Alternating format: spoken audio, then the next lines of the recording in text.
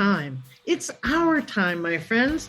Time for millions of maturepreneurs, 55 plus, who are hashtag not done by a long shot, to revolutionize how we lead, do business, and innovate our world. I'm your host, Jeanette Anderson, and welcome to my conversations with fascinating people who would rather inspire than retire.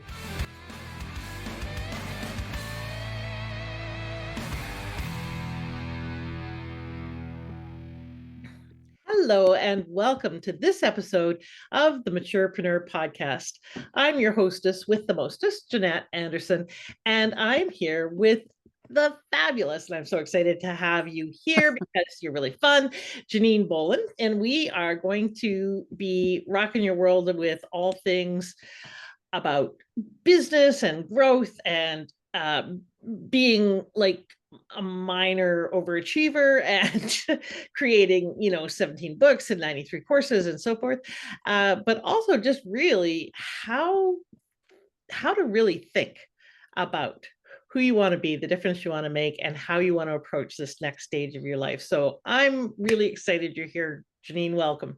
Thank you so much. And I haven't heard the hostess with the mostest in a very long time. That is delightful. Thank you. Thank you. It's very, very old. That's why. So like me. Okay. So let me tell you the official bio for Janine, and then we'll find out, some juicy behind the scenes tidbits. Janine Bolon, a survivor of a lightning strike in her youth. See, now I didn't know that about you. Found inspiration in this event to live a purpose-driven life. With a background in analytical biochemistry, homeschooling 4 children, and authoring 17 books, she now leads others to financial freedom through her online university. Janine's mission is to guide spiritual seekers towards a deeper connection with their source, while sharing practical wisdom on achieving abundance. As a financial first responder and first chakra healer, she empowers individuals to unleash their intuitive gifts and overcome financial barriers. So join Janine on the journey to financial liberation at the8gates.com. That's a number 8, the8gates.com. All right. Well, welcome. I didn't know 2 of those things, so that I learn something new about you every day. All right. So that's the official bio about you.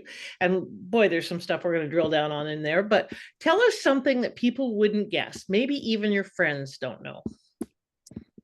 I think my favorite thing to talk about is because it's so new.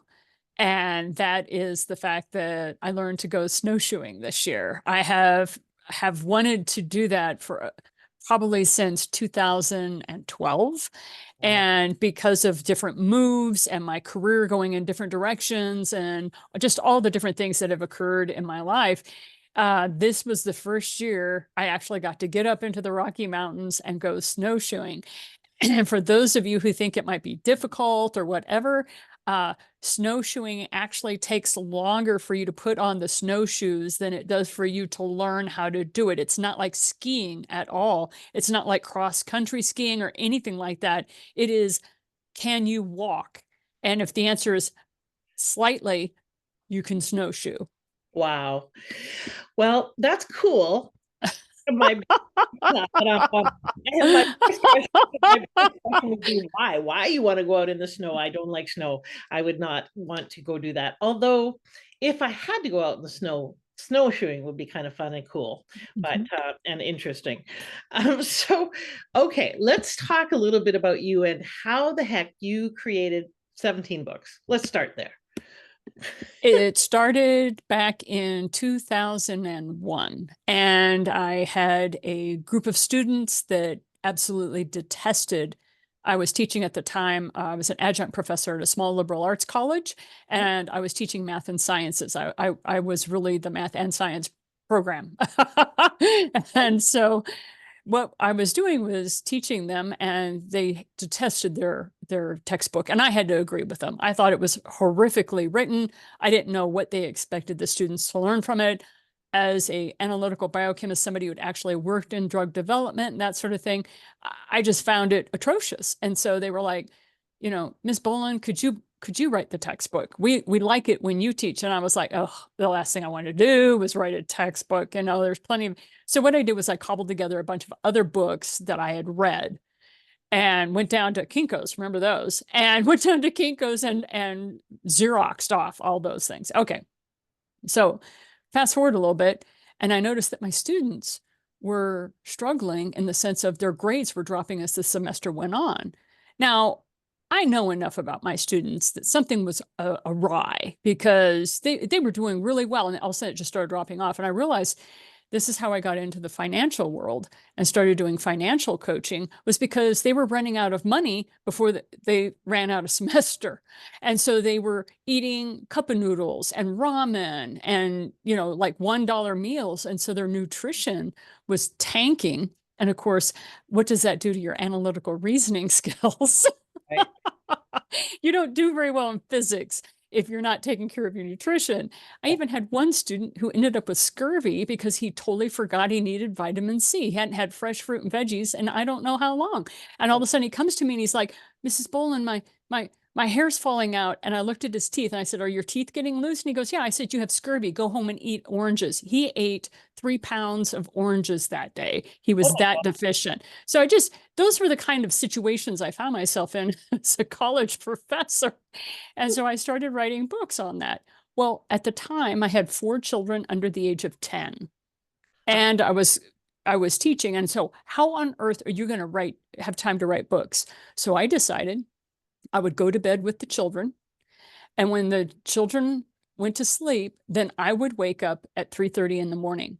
And I wrote until my first child woke up, which was usually around 5:30 or 6 in the morning. And once the first child woke up, then I'd be with the children. And so I started that discipline and I call it the right habit, WRITE, haha, joke. But I call it the right habit. That's how it started. I'm very disciplined. Like when I know I want to do something, heaven can try to put boulders in my way, but I will get the demons to help me demolish them, is what I tell people. It's like, I don't care what gets in my way. I'm going to find a way to make that happen. I ended up writing my master's thesis with that same sort of mentality. And it just became a habit that I would get up. And a lot of people are like, oh my God, Janine, when do you sleep? I'm like, I sleep. I get 5 to 6 of 8 hours of sleep a night.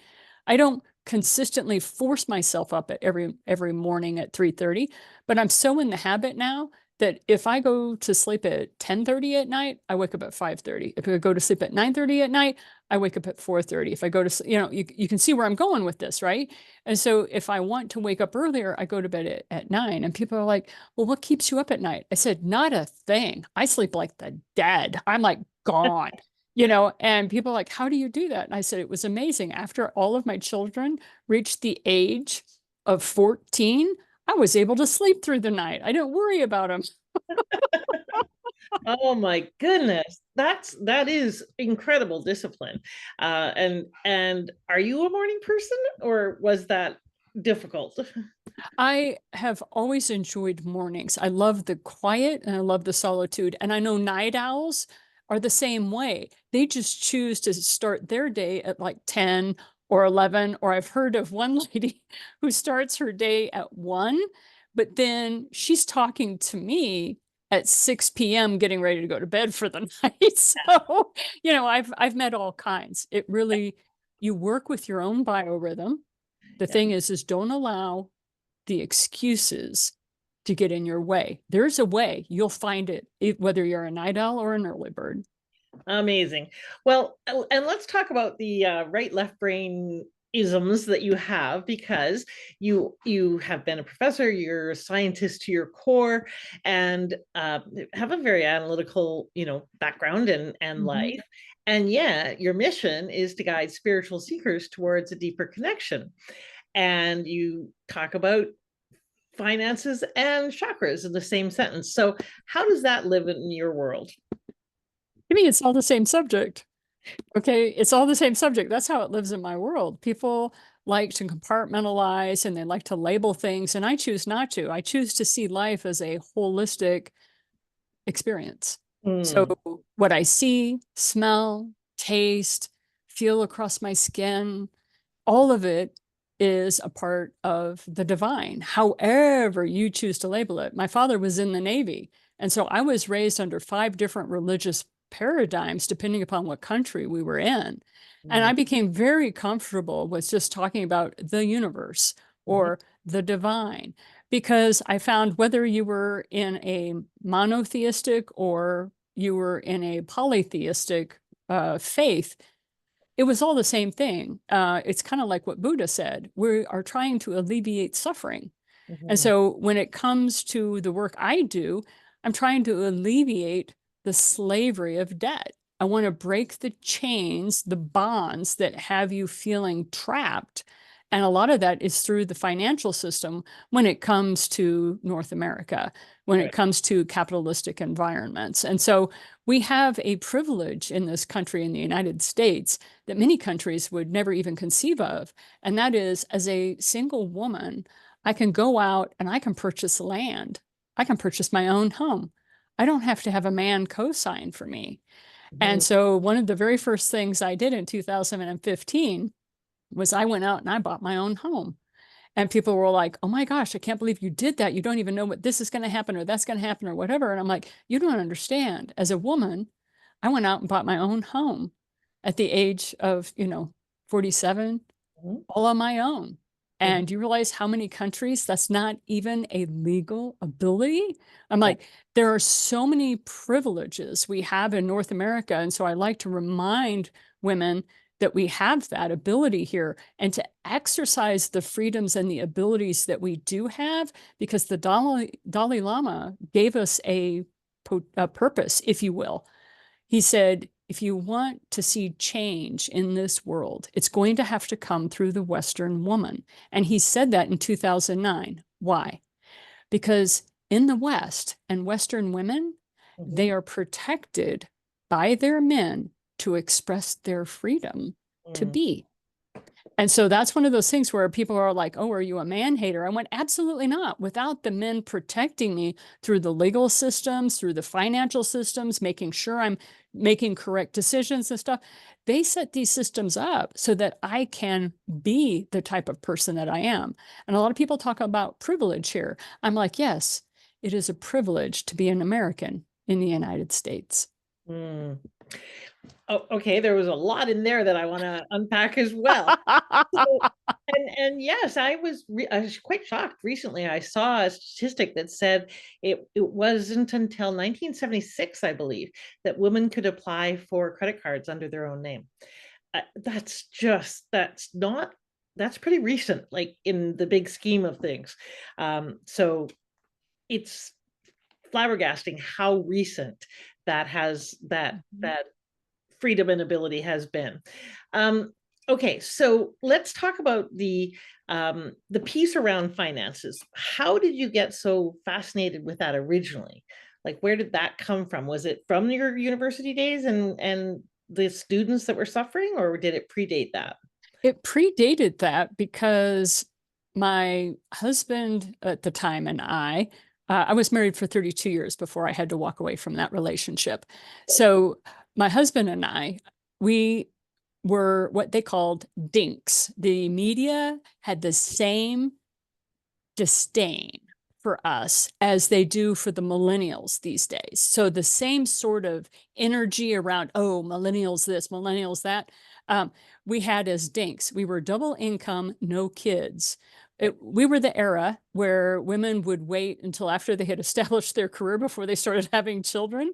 Well, I thought children were not going to be an option for me after 10 years of marriage. It wasn't due to lack of trying, I give you that. But we just made the assumption, okay, well, we're going to just be double income, no kids, right? Dinks. Well, what was interesting is I then had an experience where I had the flu that wouldn't go away. And after, like I said, 10 years of marriage, I was dumbfounded to find out I was pregnant. I'm like, say what? You know, I'm 33. What are you talking about, Willis? I've been married to this guy.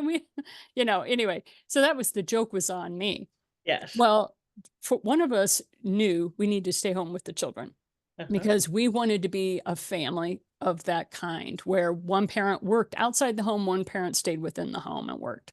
And so the choice was obviously me. And I say obviously because I have been supporting my husband for over a decade so that he could get through medical school and all the training. So as far as back in that time of 1996, who was going to be able to make the most money the quickest, the fastest? Well, that was going to be, Brad. So we had Brad, be the guy that was working outside the home. And then I worked inside the home. Well, we weren't quite to the level where Brad was making the same amount I was, but we knew it was coming. So we wanted to make sure his career was launched. But our income dropped by Mm, 54% when wow. I dropped out of the workforce. And that was kind of shocking. So I got into the finances because I read, okay, very analytical. I understand this. But while I was pregnant and I dropped out of the corporate workforce and I started being a Kelly girl, because that's what we were called at the time, right?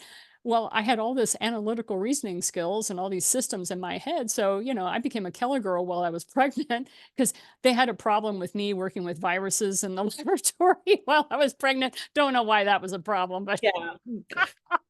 and you didn't have maternity leave like you do now. And there was none of those things were in place at the time. So anyhow, so I read 64, that's in 64 books on personal finance because I needed to know how we were going to live on just one income. I panicked. I was thinking, oh my God. Well, what I didn't know was the amount of expenses that we had when both of us were working that we didn't have when one of them. Now, for some of you, you're like listening to this going, well, no, duh, Sherlock. Well, I didn't know that. I was a duh at that moment. Yeah, I just was ignorant. And Mm, so I started studying all of those books and I came up with this thing called the 60/40 principle, which is what I taught my students. But the 60/40 principle never was meant to be a published book or none of that. I just built it for my family because my income had dropped by 54% and I was panicked now that we were adding yet another mouth that was mhm. going to be eating. So I needed to make sure that we were going to be in a good place. So that's how all that started. All right. Well, now that you've mentioned it, you got to tell people what the 60/40 principle is. Oh, yeah, you can find it all over my website, and I'm going to make this very quick because I have been teaching it for over 25 years and it is everywhere. The 60/40 principle is a contract that you set up with the divine or the universe, however you want to set that up. And you set up this contract by saying, with the money that comes to me that is not my income, Mhm, the money that comes to me that is not my income, 60% is going to go into my checking account. 10% is going to go into a short term savings account. 10% is going to go into a retirement vehicle of some kind. 10% is going to be given away to my church of choice or a spiritual organization that is in alignment with my goals. mhm. And 10% I'm just going to give away to a charity of my choice or to the person on the street that has a cardboard sign. Mm, okay. But not your income. Not your income.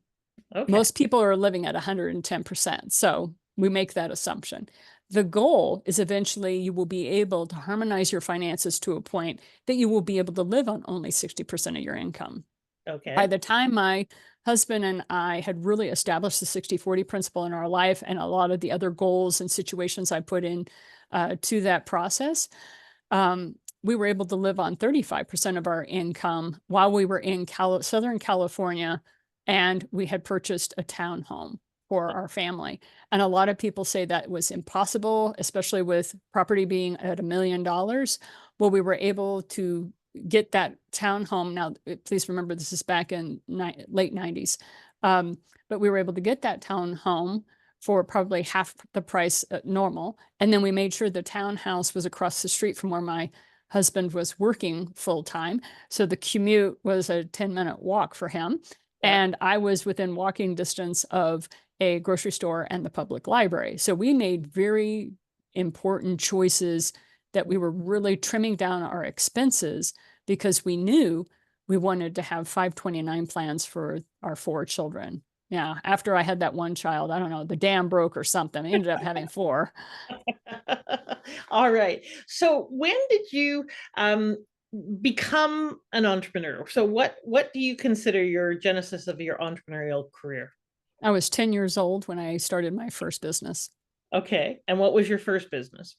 I bagged groceries for a quarter at the local PX. Like I said, my dad was in the Navy, and then I would carry them across the naval base with the ladies and put them on their kitchen counter and walk back.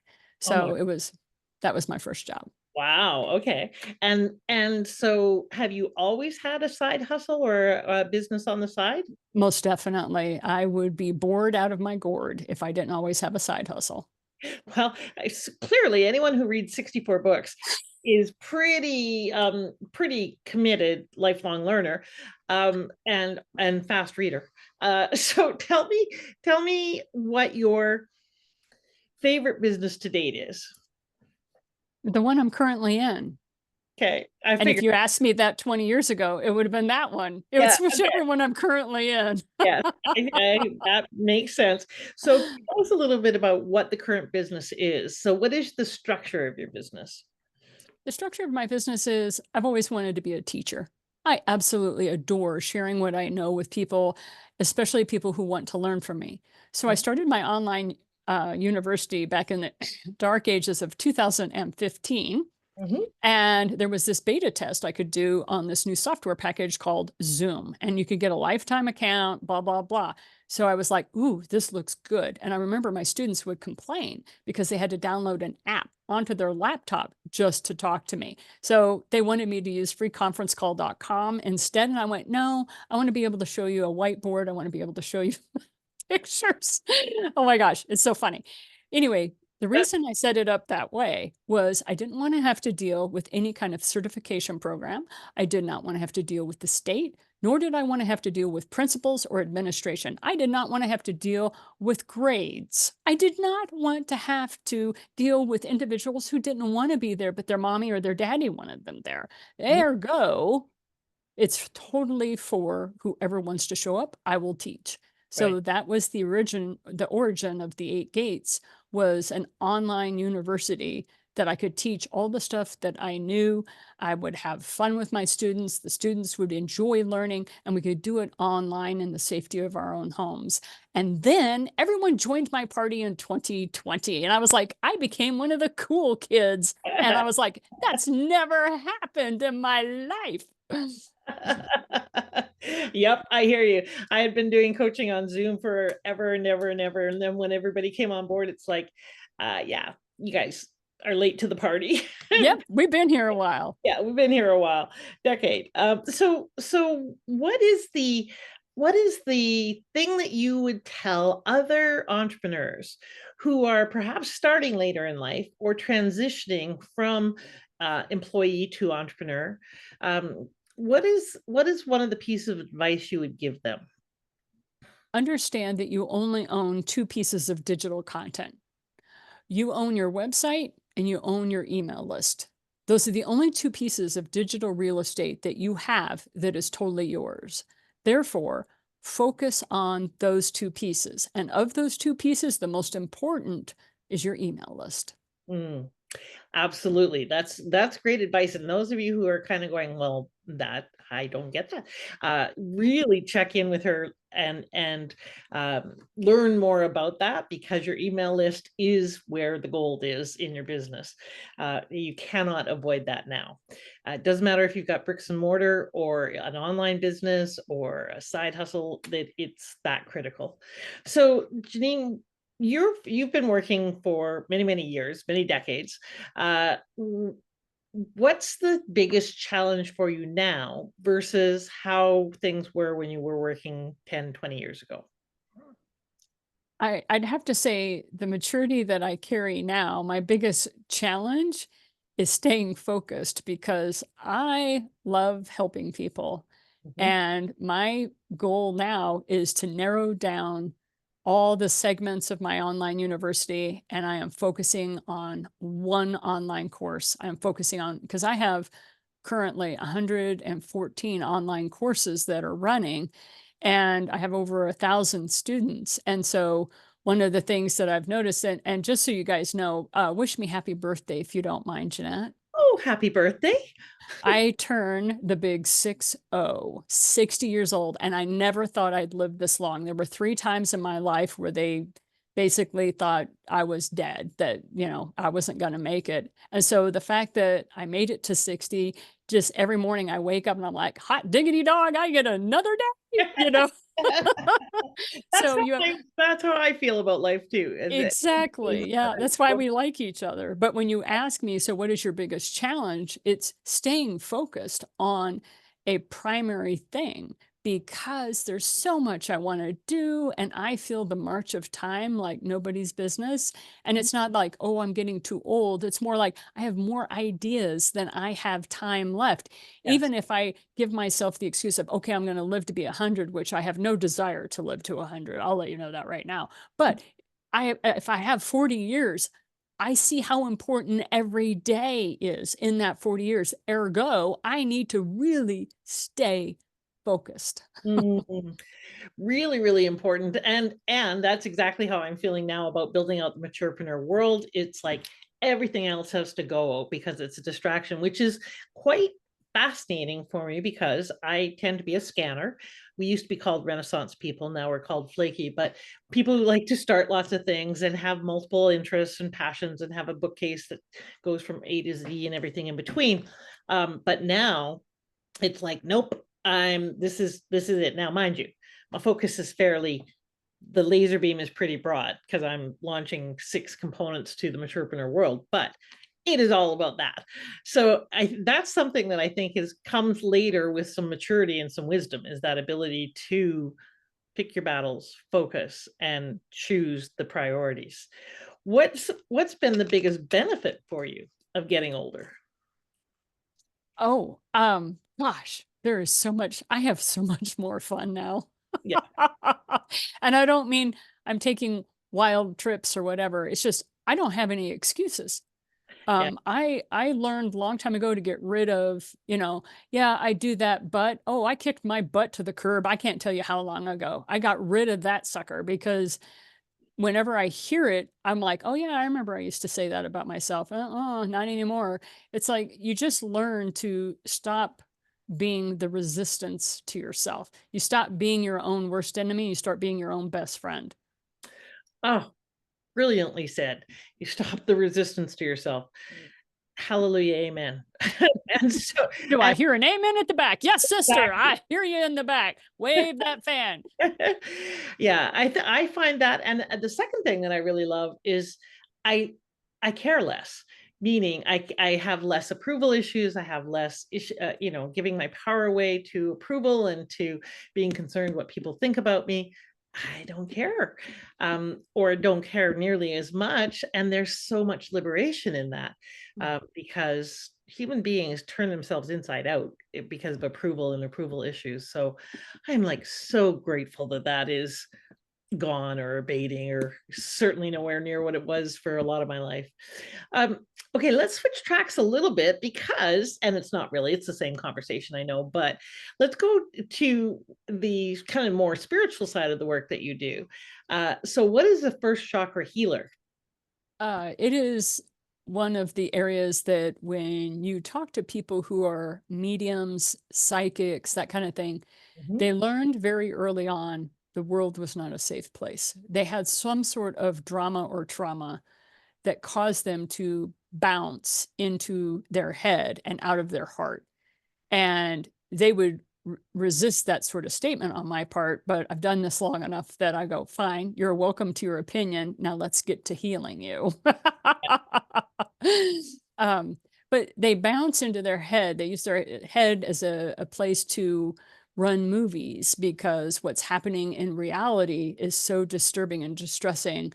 that in order for them to survive and not wish to die, although some have tried to take their life, but many of the psychics, mystics, shamans that I've run into, unless it was a part of their cultural heritage, have had that sort of bounce. So, what does the first chakra healer do?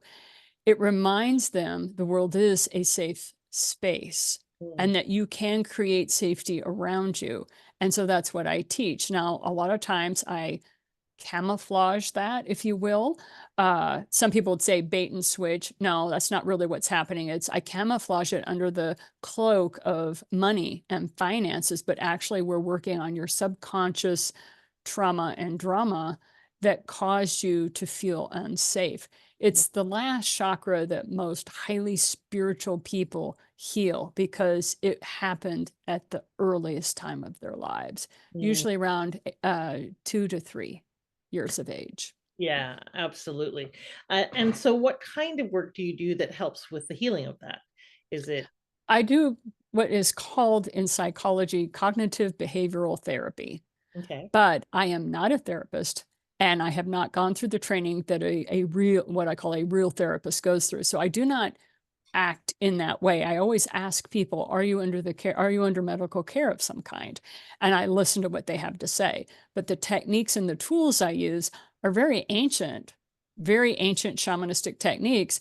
But the modern term, kind of like what you and I were talking about, as you age, the terms change, Yeah, but it's the same thing. They yeah. call it cognitive behavioral therapy. Now, what is that exactly? I always tell people, if you want somebody who's warm, fuzzy, is going to be with you in the emotions, that's an emotive therapist. They have a beautiful place on this planet. Go to them. Like, Janine, I just recently had an experience where my cat died.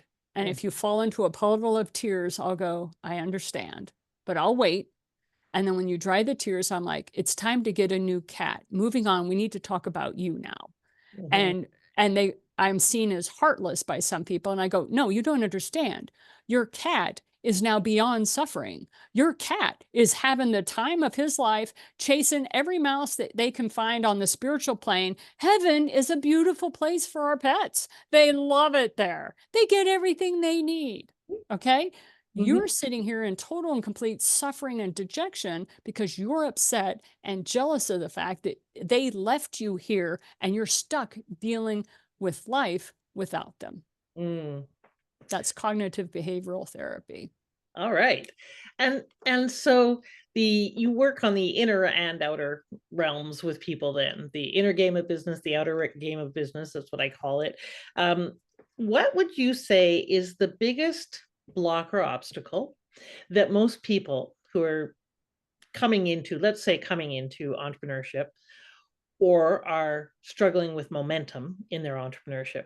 What do you think is the common theme or underlying block that stops most people? They don't feel they're worthy of the love that's coming to them. Mm, yeah, absolutely. And so part of that is then getting support for that with a coach that can understand that, deal with that, support you with that, or getting a therapist and doing some work in that realm. Or That is one potential. I mhm, always recommend that if you're going to be an entrepreneur, solopreneur, maturepreneur, yeah, whatever beautiful name you want to ascribe to yourself, that you start meditating, praying on your rosary, getting out your kala beads.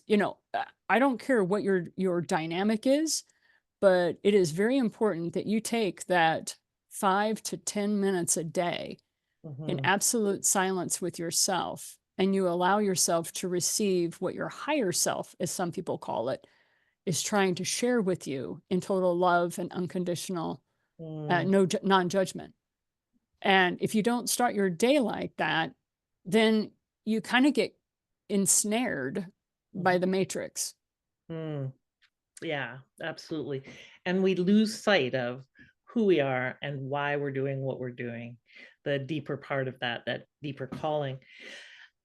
What we're going to jump jump to a whole different topic.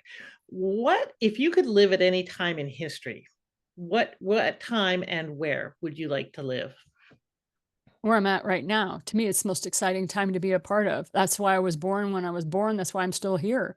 Um, it, to me, if you want to spend time thinking about history in the past or in the future or what have you, that's fine. But that's giving my power away when I long to be in a place that I'm not.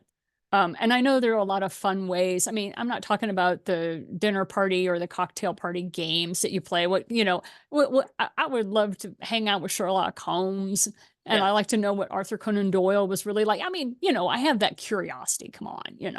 But when it comes to me and my living and my purpose, I'm highly focused on my now. Because as soon as I start talking or thinking about the past or I start thinking about the future, I put myself in a place of stress because if I put myself in the past, that's where all the judgment comes in. I could have done this, shoulda, coulda, woulda, all that crap comes in from past.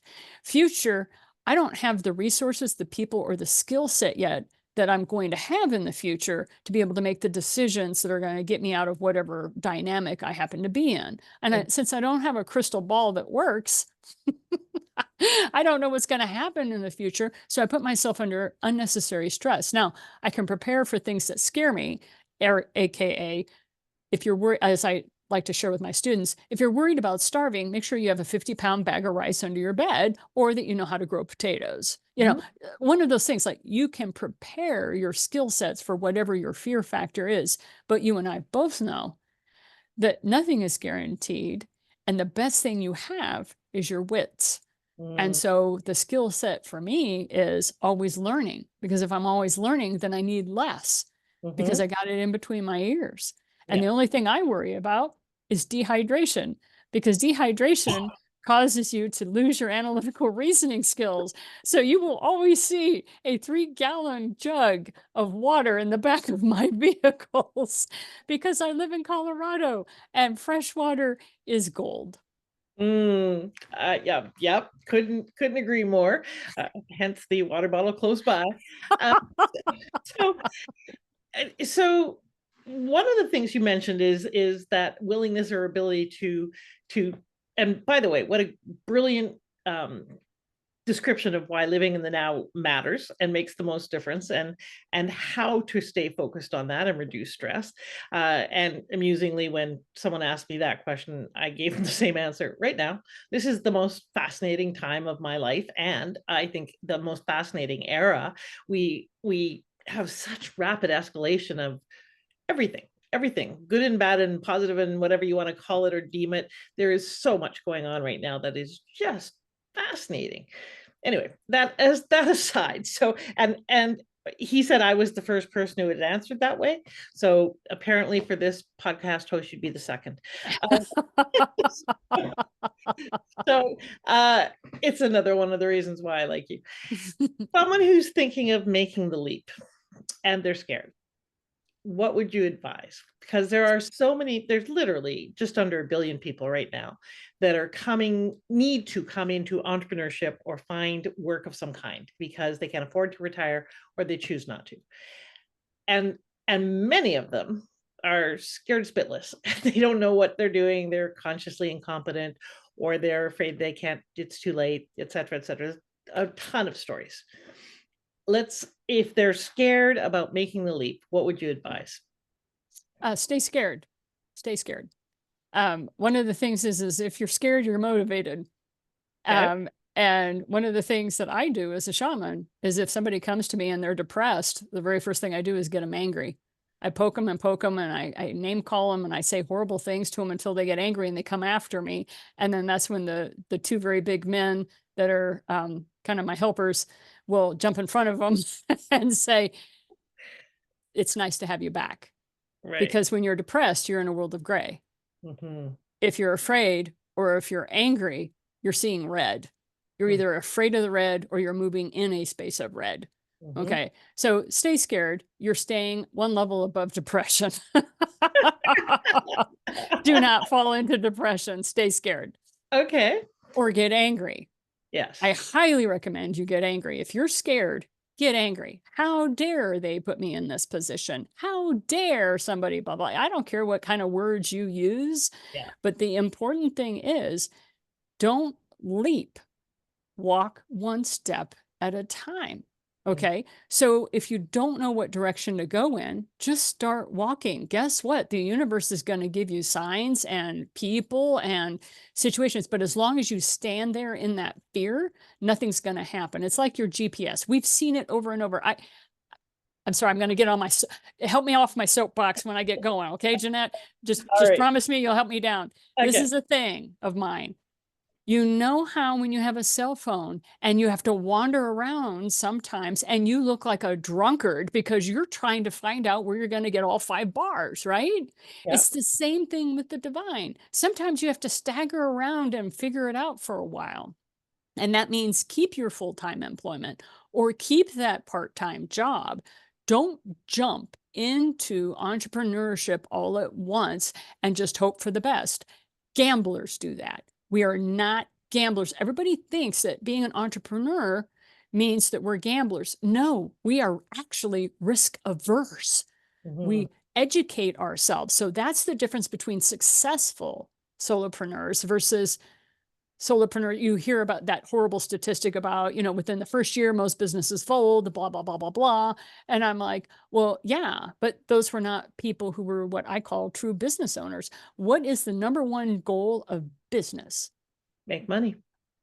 Make a profit. Yeah.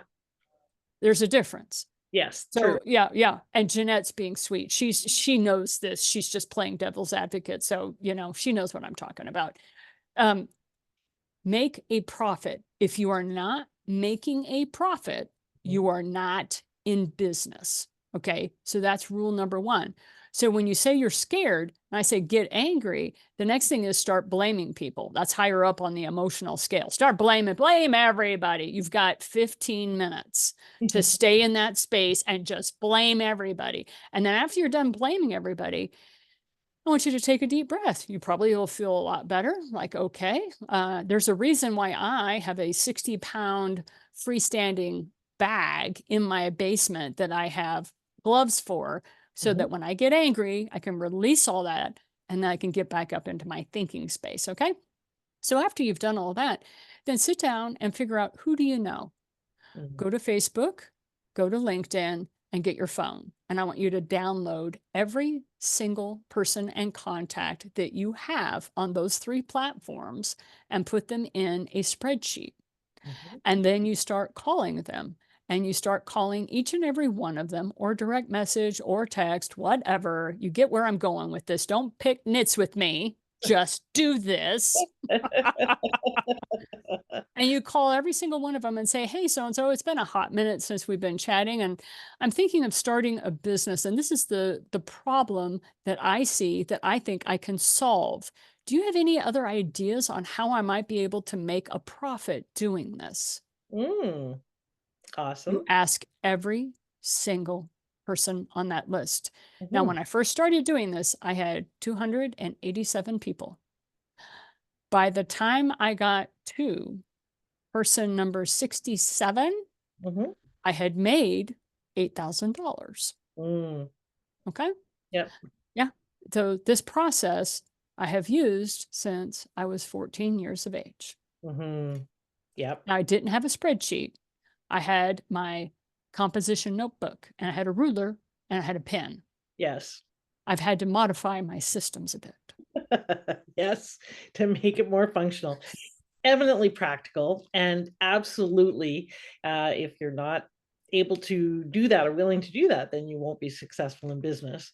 And so we'll wrap up with, what do you think is the future of the maturepreneur from where you sit?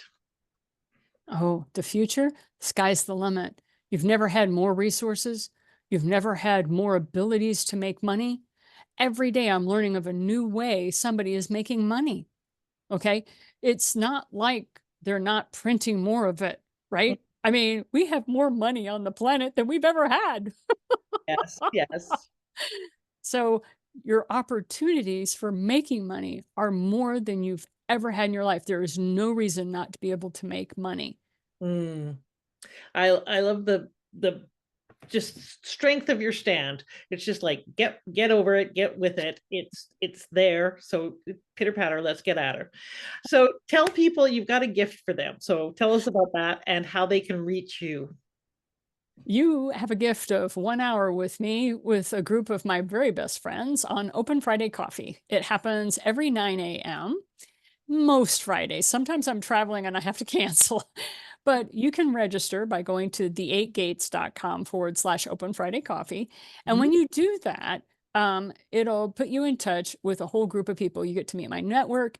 And so, like I told you, I have over 1,000 students in my online courses.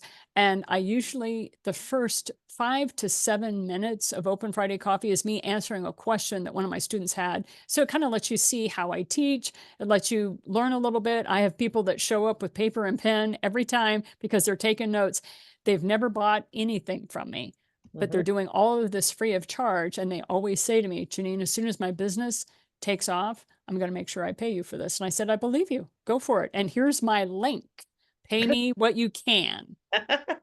I love how action oriented you are.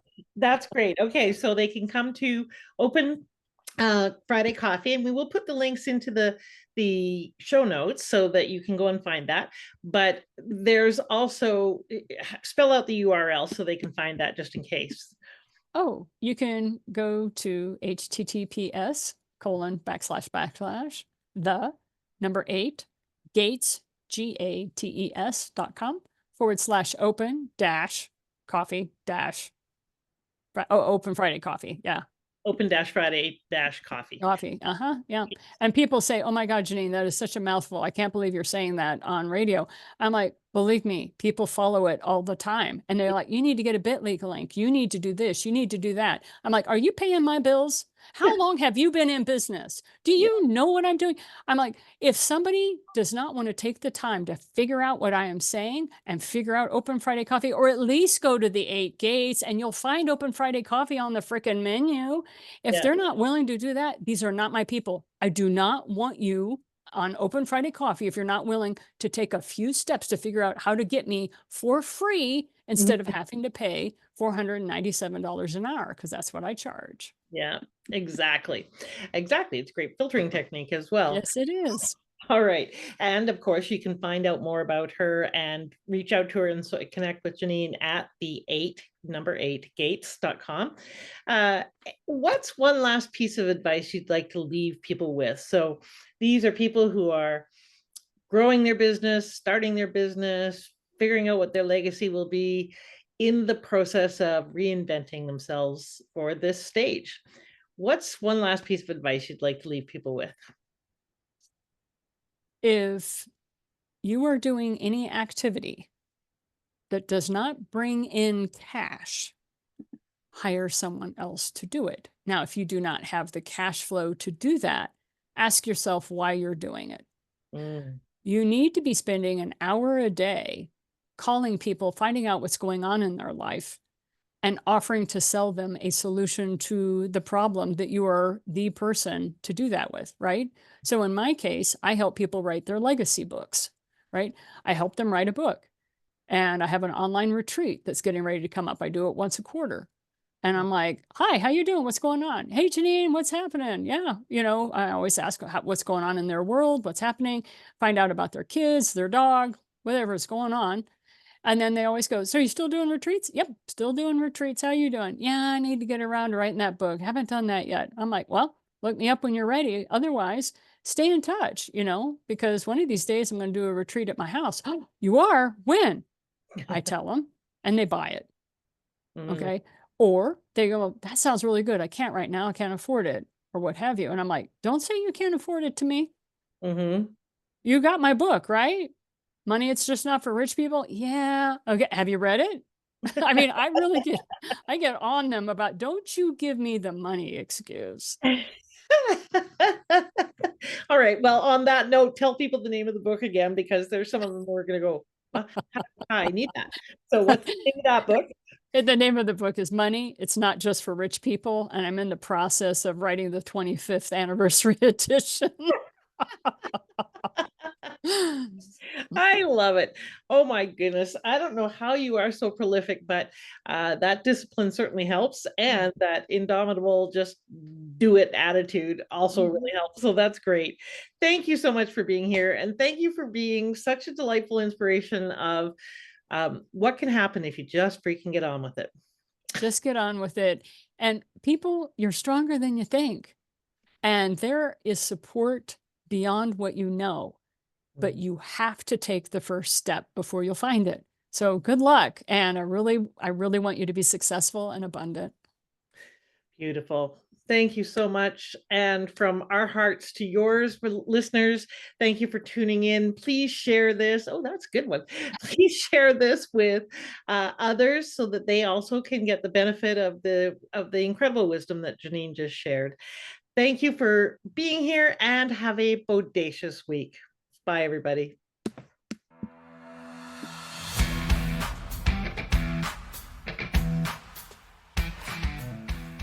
Thank you for listening. I'd love it if you left a comment and subscribed. And I encourage you to apply one aha from this interview right away so you can turn your wisdom into wealth and your contribution into positive change. Bye for now.